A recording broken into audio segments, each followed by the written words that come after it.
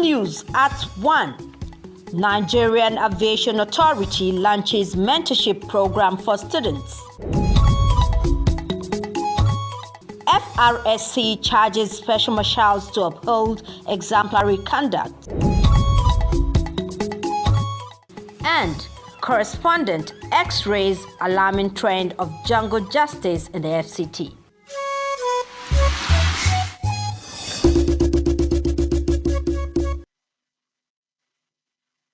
Welcome to NTA Channel 5 Abuja, the Unity Station. I'm glad you can join us for the news at 1. We begin with aviation, as nurturing the next generation of Nigerian aviation professionals has commenced with a mentorship program tagged Wings of Tomorrow, which is igniting passion and curiosity among students. Organized by the Nigerian Civil Aviation Authority in collaboration with Vonzota Gold. The program featured industry professionals who shared insights on how students can navigate their career paths in the aviation sector. Ramatu Abdullahi reports.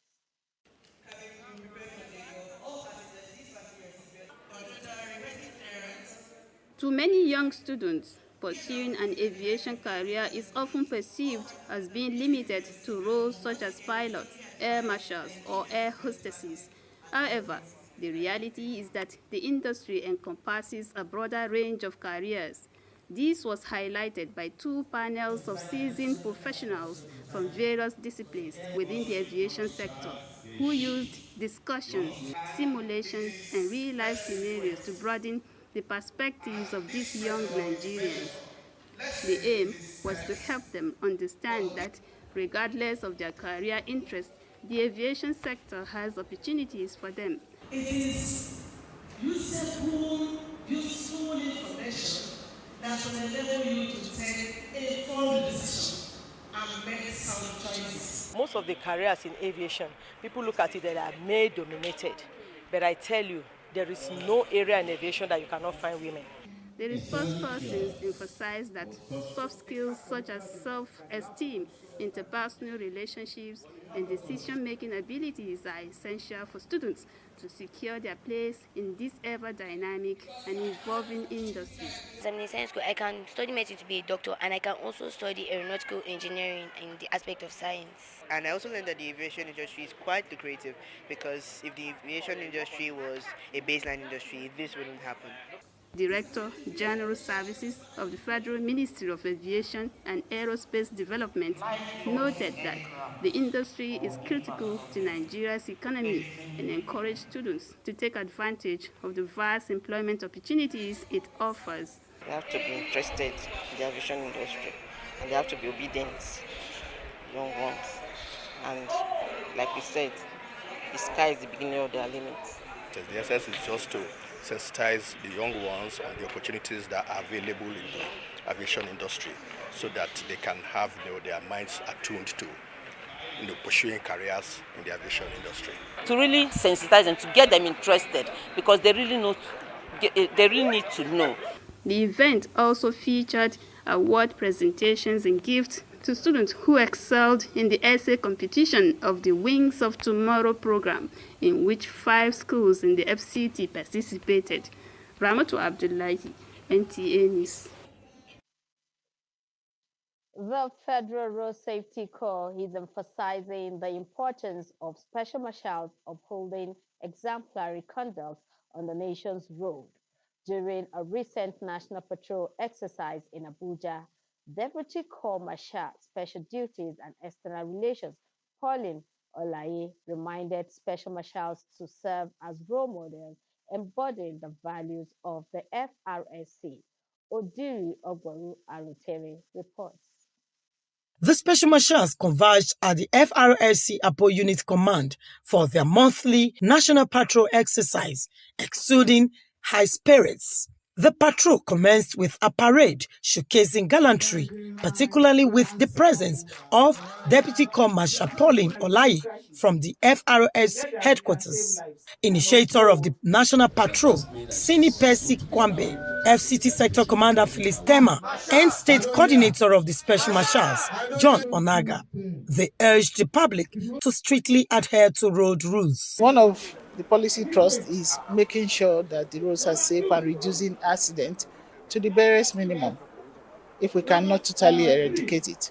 So now in doing that, they are supposed to put safety first, because we have drivers who are not sane. Most of them drive on the road without serious caution. Like in Abuja, we should be able to make the road blue today to make sure that we accost our fellow drivers, talk to them, enlighten them on the safety on the road.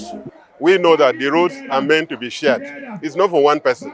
If we know how to share the road in terms of discipline, in terms of ready to yield where it is necessary for you to yield, even if it is your own right. But if you know that somebody has already indicated interest in turning left or turning right, you should be able to yield.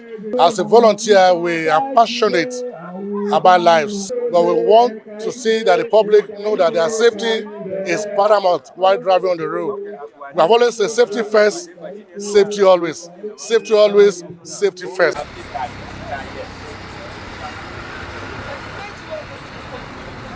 Having done the national parade by the men of the Special Marshal, they have been dispatched in batches to the various roads where they are going to ensure that the roads are safe for motorists and other road users. The Federal Road Safety Corps is calling on the motoring public to avoid drunk driving, which is a major cause of road accidents and crashes. In Abuja, Odiri Ogboru Arutere, NTA News. Now to some security reports. A disturbing trend of jungle justice and mob attacks on suspected criminals has emerged in the Federal Capital Territory, sparking concerns about the breakdown of law and order without recourse to due process. Individuals are taking matters into their own hands, posing a significant security challenge. Tessie Omeri investigates this phenomenon and the growing insecurity in the territory. The nation's capital, Abuja, has recently witnessed a disturbing resurgence in acts of jungle justice, a system where suspected criminals are brutally attacked or killed by mobs without recourse to the law. Somebody might be innocent, and at the end of the day, before they will discover the truth, the person must have been burned to death or killed. When you do jungle justice without proper investigation and a background checkup, you can mistakenly kill somebody. There have been reports of people being lynched over theft accusations and perceived witchcraft, with innocent individuals sometimes falling victim to these acts. I have a case of somebody where the person was just sitting on a particular slab somewhere, and then some people just came and just accused him of stealing a machine, and they killed him. And then he was the only child of his mother. So after killing that child, the mother till today, she's not normal because of that situation. Although some attribute the act to flaws in the justice system, they caution that no one should take the law into their own hands. I tell you, jungle justice is prevalent in our society because sometimes you can never get justice. The police will make effort to arrest and also prosecute. When they get to the courts, the judges will discharge those people with minimum fines, sometimes without even fines. And those who have reported this matter to the police sometimes become victims. People are frustrated. So if maybe somebody is accused, they will feel to lead the anger on the person instead of the patient to wait for the law to take its course. Despite the police prompt response to crime and security measures in the FCT, the rising spate of insecurity is becoming alarming. The police commitment need to be commended. However, we need more plainclothes police officers, other security outfits, undercover officers to be in vulnerable areas to prevent these crimes. Observers say the fight against crime can be won if community members make deliberate efforts to support security agencies. Now, FCT residents are, however, commending the police and other security agencies for prompt response in cases of kidnappings and jungle justice.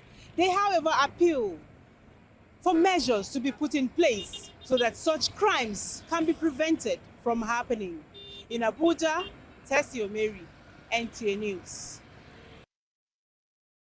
Garki, in the heart of the FCT, has for years dealt with recurrent security breaches in car theft, including armed robbery and theft. Our correspondent Onotu Yakubu reports on these challenges and how the police has worked through community to address these challenges. Garki, a hub for business in the nation's capital, has before now consistently faced security concerns. The police division has previously recorded incidents of armed robbery, car theft, and housebreaking with hotspots including Garki Village and Market, the popular UTC, residential estates, and motor parks proving to be heavens for these security threats. I was coming to the office at early hour of the morning, and some guys around, the bad boys around, were coming after me. I was trying to walk fast ahead of them, and I fell into one of these manhole around. So really, our security really need to do something about it, because those boys are really terrorizing this, especially this central area. I have been a witness, not once, not twice, at this particular bus stop. They snatch phones, they snatch bags, they run into this culvert, and and when you pursue them down there, they will either stab you to death, or you will not come back alive from that place. The issue of car theft, since when I've been here, I've never had anything like that.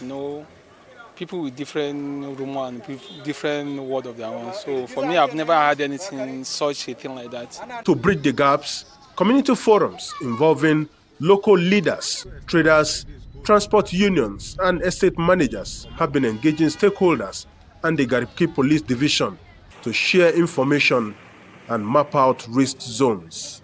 Additionally, local vigilante groups are now sharing emergency contacts to speed up response times. Here, because sometimes I leave my shop open for Garki, go where I want to go. Before I come back, everything will be in order. So the man really try. There's the security. Security is tight here. And at least for now, Garki is okay. So I don't think we have problem in security. Police service in Garki, if I was asked to score them a mark, at least I would give them 90% because they are really trying. The police say intelligence from residents has led to arrest and the recovery of stolen items, and they have called for more cooperation and timely reporting of incidents. In Abuja, Onotu Yakubu, NTA News. The Divisional Police Officer of Garki, Chief Superintendent of Police Amadou Mohammed, has advised residents of the area to ensure they report suspicious activities or persons in their area. He stated this while speaking on the security check program called the Police on NTA Channel 5 Abuja. Asabe Williams monitored the program and brings us an excerpt. The Divisional Police Officer Garki, CSP Amadou Mohammed, is calling on residents in Garki and Nigeria at large to help the police with necessary information to curb crime and criminality. Having established anti-car theft units, they run day and night, and areas with cluster of cars, high-rise areas, areas of business interest, plaza areas, banking areas are being policed on routine basis, day and night. Does this extend to as far as UTC? Because UTC that is one very my vulnerable buffer zone. Okay. UTC is my buffer zone. UTC area 10 is my buffer zone because that place, of course, is part of the areas with cluster of cars during the working hours. Businesses operate Businesses around this area. That area. Banks are also around exactly. there. So we police these areas vigorously. And how much has this yielded results for you in the last 4 months? Of course, the results are there. They are obvious. Okay.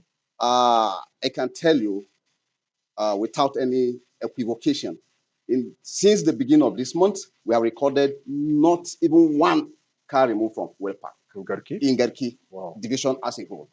Amodu, responding to callers on the program, emphasized the need for residents to see security as a collective responsibility, as intelligence reports will go a long way to save serious situations. And on assumption of office as DPO of Garki division, we have to deploy intelligence resources. We have to deploy our arsenals to the field.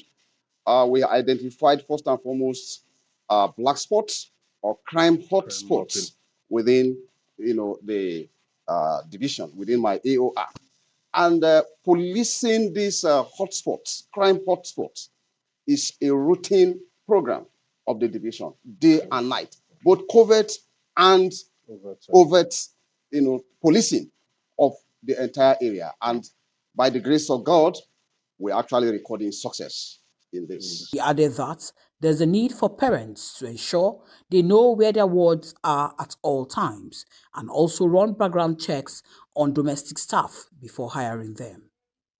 In Abuja, Asabi Williams, NTA News. You're watching the 1 p.m. news on NTA Channel 5 Abuja. We'll pause now as the news will continue shortly after this break.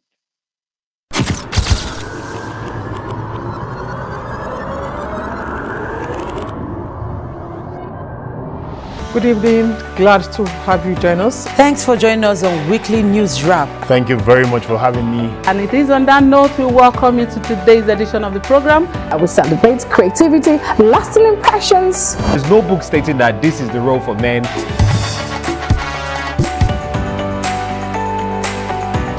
On the news. On the news at 7. The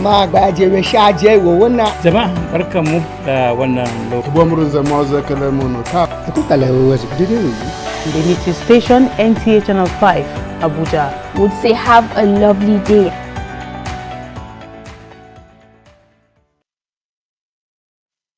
Welcome back.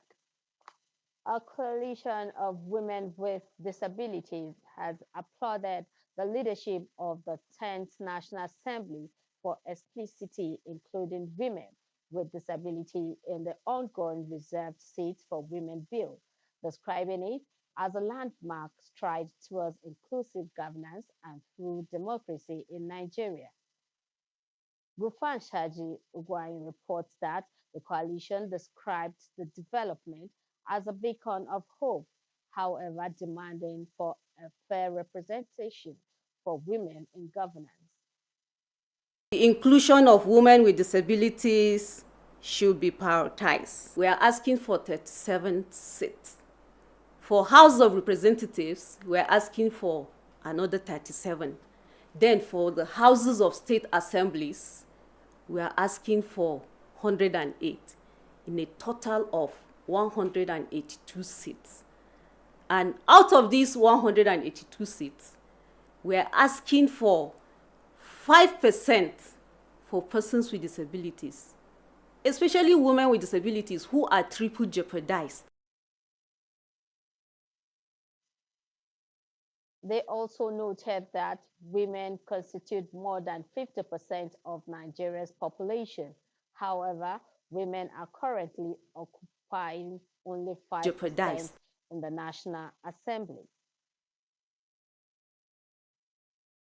Moving on, as the foundation of credible elections, voter registration is receiving critical attention ahead of the FCT Area Council polls. Ifoma Ojinta reports on INEC's two-day training for ward-level registration officers to ensure a smooth and continuous voter registration process in Abuja.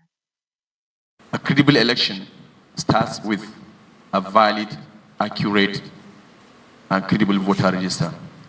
That explains why the Commission is putting much to bring you to the Electoral Institute. This training became imperative as INEC FCT prepares to roll out continuous voter registration to the ward level, ensuring every eligible citizen has the opportunity to register, update their records, and exercise their constitutional rights to vote. Registration officers selected from INEC offices across the 6 area councils and some core members will be exposed to the guidelines, procedures, and use of technological tools that underpin the registration process. My expectation is to be properly impacted with the knowledge to convey and direct and conduct the registration process. I'm highly expectant because I'm going to be meeting with people. I'll be able to interact with them. The purpose we are here for the training, for them to be able to understand and to be able to cascade this training to the grassroots for effective continued voters registration. The Resident Electoral Commissioner, INEC FCT, Malam Aminu Kasimu Idris, expressed optimism at the opening ceremony that the registration officers will be equipped with the knowledge, skills, and ethical orientation required to discharge their duties diligently, transparently, and professionally. At the end of the training, the participants should be able to handle the IVET, which is used for the registration of voters, efficiently, should be able to process crowds without getting frustrated, which is very important, so that Nigerians will not feel they don't feel that they're being frustrated about getting registered to be elected.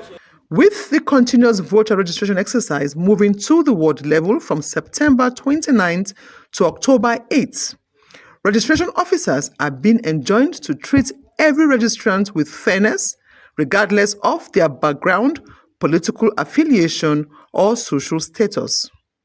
Ifoma Ojinta, NTA News.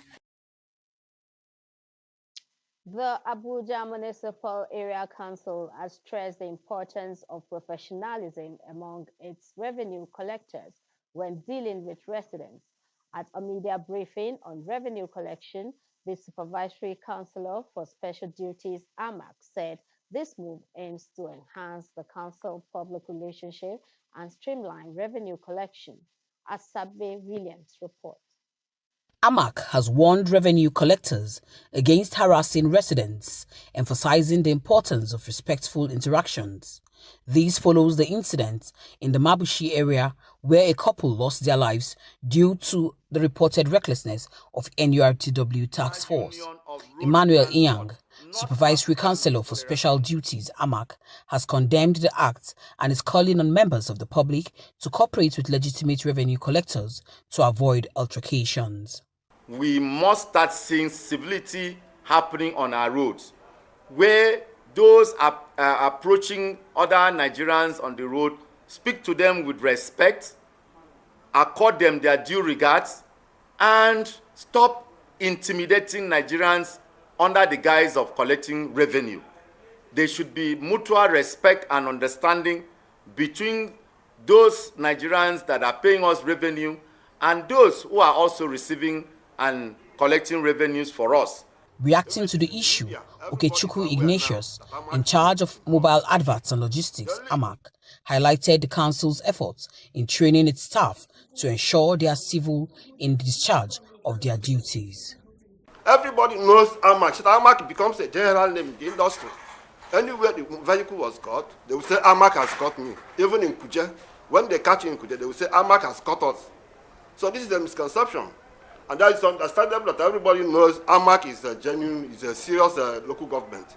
They added that by regulating revenue collectors and promoting fair practices, the council seeks to build trust with residents and ensure that collected revenue benefits the community. For assistance, residents can call 080-2350-2957 if they encounter any distress. In Abuja, Asabe Williams, NTA News. As millions worldwide grapple with Alzheimer's disease, healthcare advocates in the Federal Capital Territory came together to shine a spotlight on this pressing health issue affecting memory, cognitive function, and overall well-being. Yours truly filed in the report on the one-day awareness event held in Abuja. Research shows that engaging in mentally stimulating activities can reduce the risk of dementia by promoting brain health. in a continued effort at raising awareness and supporting those affected by Alzheimer's, Netcare and partners kicked off lined-up activities with free medical checkups for the elderly, including eye tests, blood pressure checks, and ear assessments as they celebrate the 2025 World Alzheimer's Day. This is the second outing Netcare is having on Alzheimer's. So we've taken upon ourselves to, do whatever happens to the elderly concerns us. That's why we have come up with all the stakeholders. As you can see, we have a rich table of stakeholders who have joined us today. It's not a normal part of aging, but it's mostly old age. So we want people to be aware so that when they see elderly people around them, suffering from this condition, they can show support, they can give care, they can show empathy, understanding, love, generally, so that we build a society where people have a duty of caring for one another. Participants then embarked on a sensitization walk to educate the public about Alzheimer's and the need to end stigma surrounding the disease. There's no total cure, but there's early intervention can be helpful in getting it. There are medications that can be applied to slow down the process, which is known, and that's what they're able to do. The event featured on Alzheimer's, highlighting its causes, symptoms, and management.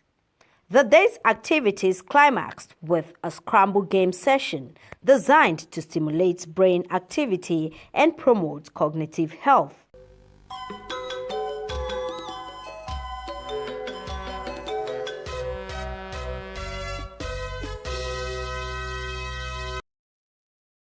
Up next is Sports Brief. Super Falcons goalkeeper Chiamaka Nnadozie made history by becoming the first African and Nigerian to be nominated for the prestigious Ballon d'Or award.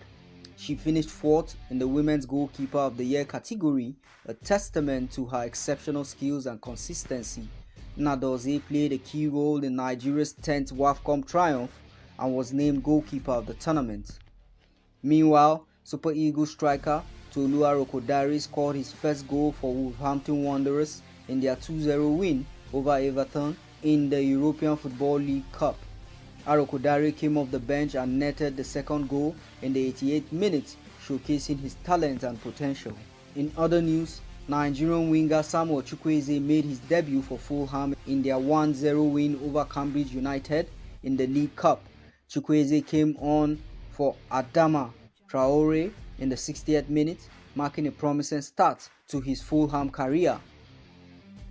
And Katsina United defeated Wiki Tourist 1-0 with Usman Barrow's first half strike separating the teams. The win puts Katsina United fourth on the MPFL table with 9 points after 5 games. Finally, undisputed flyweight champion Gabriela Fondora successfully defeated her titles with a 7th round TKO over Alexis Kubicki. Fondora's victory showcases her exceptional skill and power, solidifying her position as a top contender in women's boxing. The champion's performance was marked by her precise punching and effective use of her reach advantage, ultimately forcing the referee to stop the fight at 43 seconds in the 7th round. With Sports Brief, Wayne Logo, NTA News. Thank you for watching the 1 p.m. news broadcast on NTA Channel 5, Abuja. I'm Hakimat Aliu Ibrahim. Good afternoon.